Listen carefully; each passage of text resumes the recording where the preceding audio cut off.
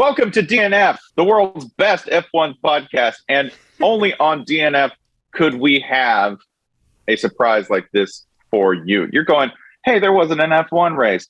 Jessica pulled off a caper and we want to share it with you. Jessica, who did you talk to make this happen? I just got an email in my inbox, Spencer, that said, hey, do you want to talk to this guy? And I said, let me think about that for 5 seconds. Yes, absolutely. Spencer, can you wake up at 7 a.m. next Tuesday so we can talk to the one and only Valtteri Bottas? It happened, Spencer. You've been up for hours at this point because you have children, but I got up especially early for this, and I can't believe my day got to start with Valtteri Bottas. Yeah, Jessica landed Valtteri Bottas. So we got to talk to the Finnish legend himself about everything that he loves, including the most important thing in the world, and that is coffee. Also his butt. We got to talk about his butt. Coffee yeah, too. We got to talk. Yeah, coffee and butts. Well, I hope you guys enjoy it. We'll be back after the Belgian Grand Prix, but here's a little bonus episode for you, and here's Valtteri Bottas.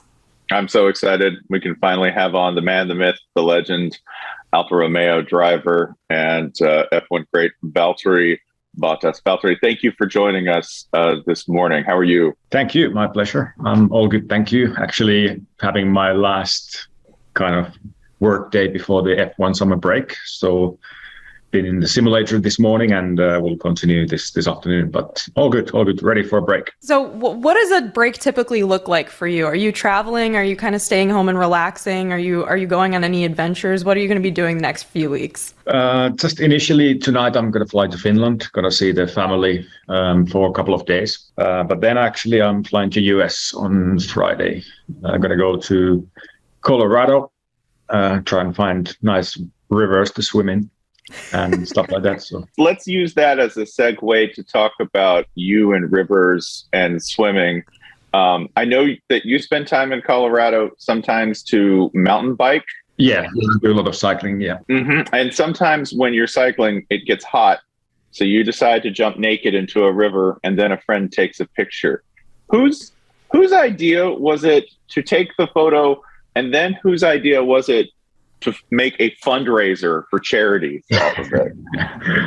Yeah, that's pretty much how you explained it. It goes, but it was actually, the idea was, I don't know, quite often we just take photos like of different situations, but actually it was Tiffany, my girlfriend, who took the photo because me and Paul, we were having a swim, my friend Paul Ripke. But then in the evening, I was just scrolling through the photos of the day, and then I was like, that's actually quite artistic photo in a way. So then I just decided to post it. Just no text, nothing, just post it because I thought it was quite funny and so on.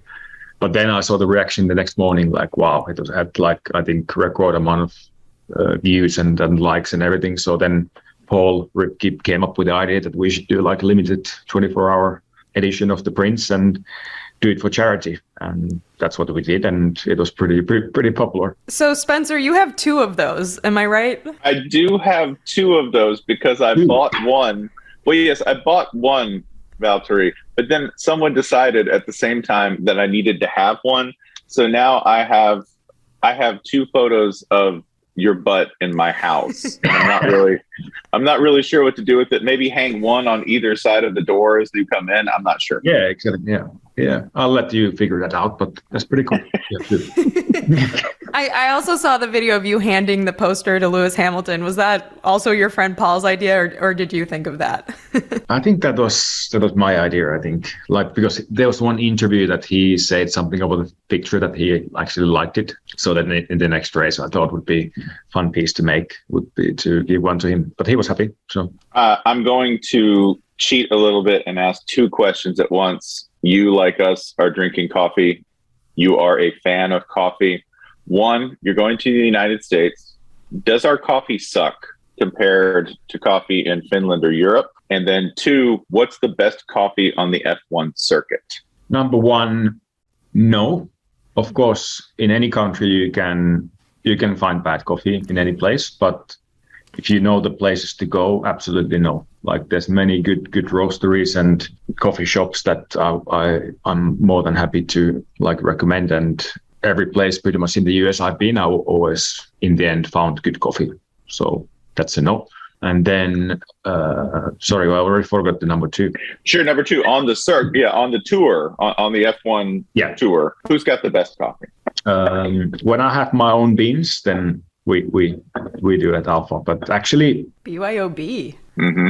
Like I'm part of this coffee roastery in Finland. So sometimes I carry some of the beans. So, but in my motorhome that I stay in the European races, I always have like a proper espresso machine and own coffee. So I think that's the place to be if you want to come for a coffee, is my motorhome. So would you say that there are some places on the circuit with not very good coffee? So you have to make sure, because I read that coffee is part of your pre-race ritual. You drink a certain amount 45 minutes before you race. So you have to make sure that you're drinking something that's at your quality. Is that right? Yeah, our team has like good baseline, coffee. It's it comes from not like an espresso machine, but it's actually a good one, and they use some good beans. So I've got my sources sorted in the paddock, but obviously, some race locations is more tricky to find the good stuff. So that's why I have my own machine always. Valtteri, what has the adjustment been this year with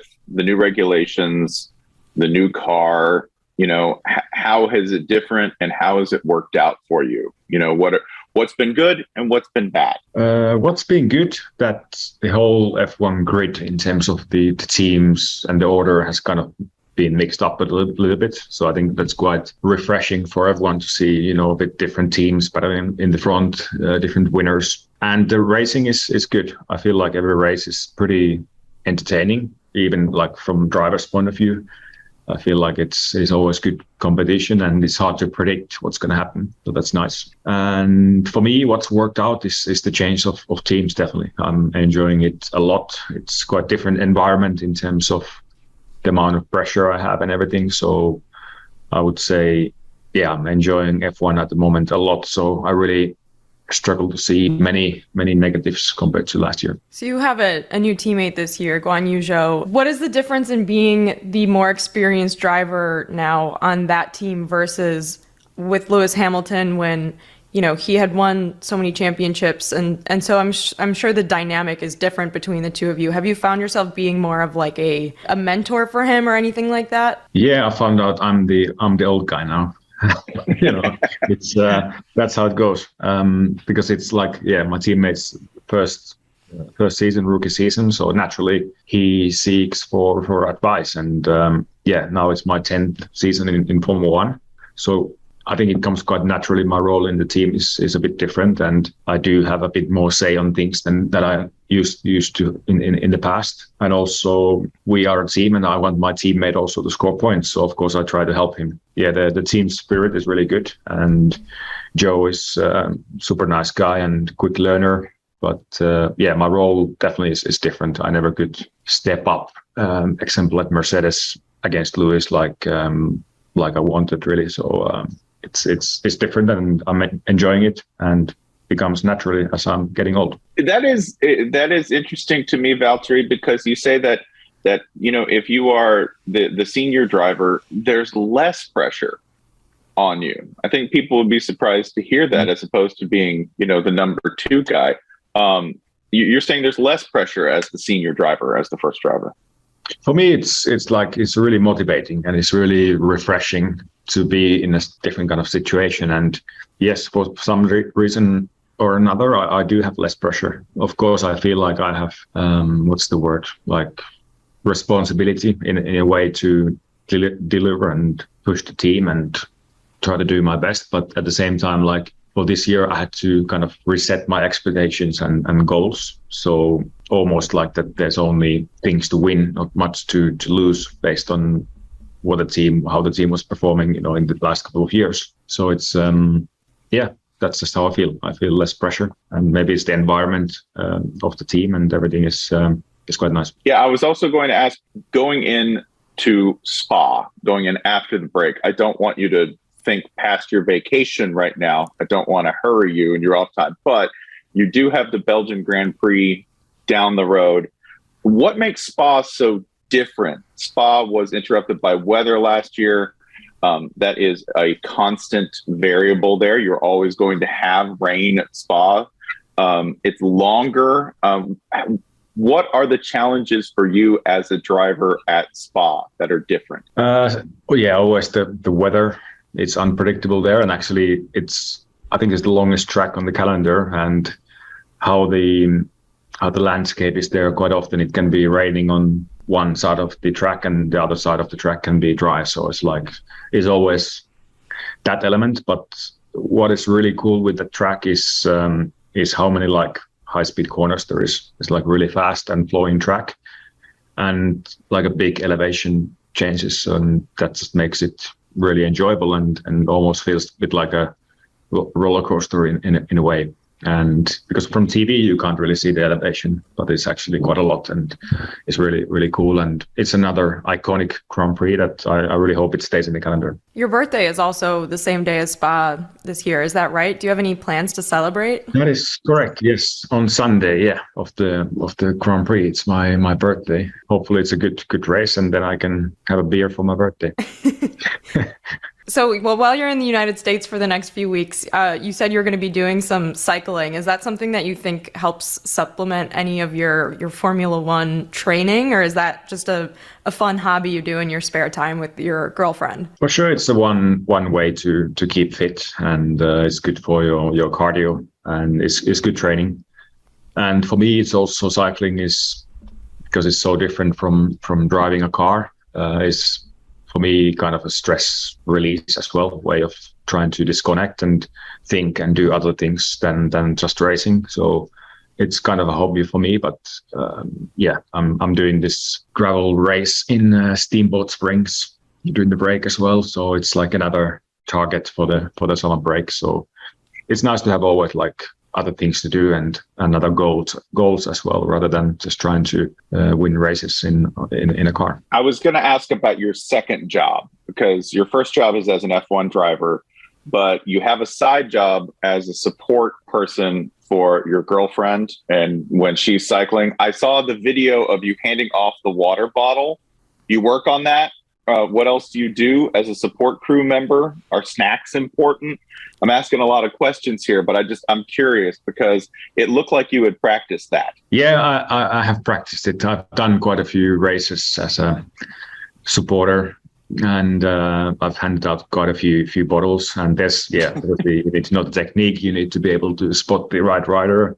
I enjoy it. It's good fun, and at the same time, I try to film myself, so try to have the right angle and everything. So it's other jobs while supporting is, I don't know, I guess with a team, try not to be annoying guy.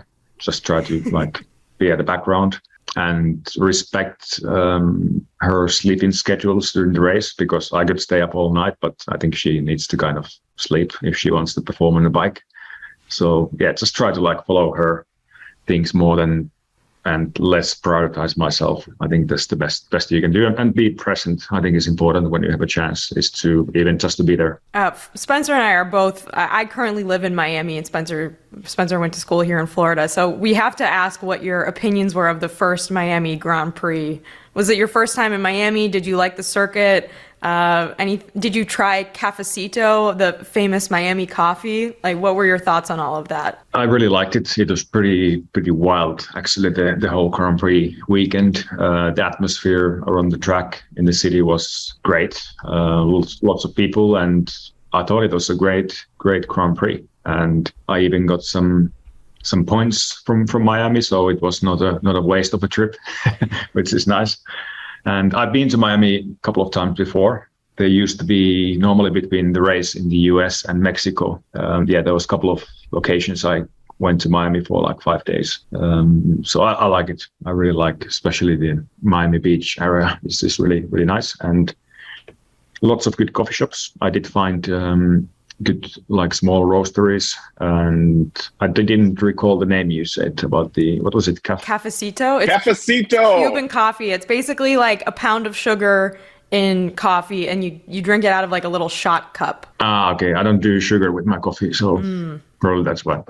But yeah, good coffee I had in Miami, and had a great weekend, and I'm sure next year is going to be even bigger, you know. Valtteri, listen, do what you have to do today, then disappear for the next 3 weeks. Okay? Don't get lost in the hills of Colorado, and we'll see you at Spa. Thanks for talking with us. This was a pleasure. Thank you. It's my pleasure. And enjoy Miami and see you somewhere. Thank you. Post lots of pics from your trip, though. We're excited to see them. Yeah, let's see what I post this time. Stay tuned. Maybe I turn around on the other side. Yes. more Valtteri Bottas for the walls of my house. Thank you. Thank you so much. Take care. Have a good one. Bye.